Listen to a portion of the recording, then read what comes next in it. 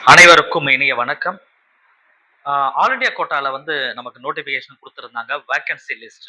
இந்த வேக்கன்சிய பொறுத்தவரைக்கும் clear vacancy, virtual vacancy அப்படின்னு 2 வகையா சொல்றாங்க. சார் சில ஸ்டூடண்ட் கமெண்ட்ல கேட்டிருந்தீங்க, சார் கிளியர் வேக்கன்சிக்கும், இந்த விர்ச்சுவல் வேக்கன்சிக்கும் என்ன வித்தியாசம் அப்படின்னு சொல்லிட்டு. கிளியர் வேக்கன்சி அப்படின்றது ஒண்ணுமே இல்ல. ஆக்சுவல் வேக்கன்சி தான் கிளியர் வேக்கன்சி. அதாவது இந்த கேட்டகரிக்கு இத்தன சீட் இன்னும் இருக்கு. இந்த காலேஜ்ல இத்தன சீட் இருக்கு அப்படின்னு சொல்றது தான் வந்து கிளியர் வேக்கன்சி. அதாவது அ ஓப்பனா இருக்கிற வேக்கன்சி அதுதான். அதுதான் சீட்டு கிடைக்கும்.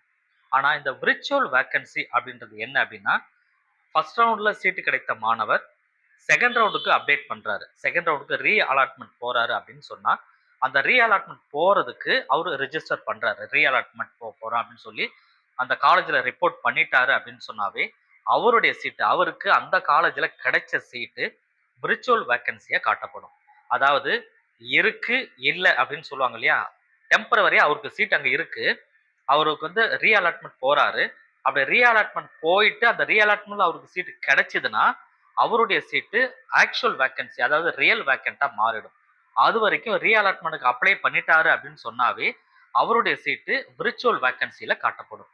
இதுதான் வந்து விர்ச்சுவல் வேக்கன்சிக்கும், ரியல் வேக்கன்சிக்கும் உள்ள வித்தியாசம். இப்ப ஆல் இண்டியா கோட்டால ஆக்சுவல் வேக்கன்சி லிஸ்ட்லாம் குடுத்திருக்காங்க. அடுத்தடுத்த வீடியோல எத்தன வேக்கன்ட் இருக்கு அப்படின்னு சொல்லி நான் உங்களுக்கு டீட்டெயிலா சொல்றேன்.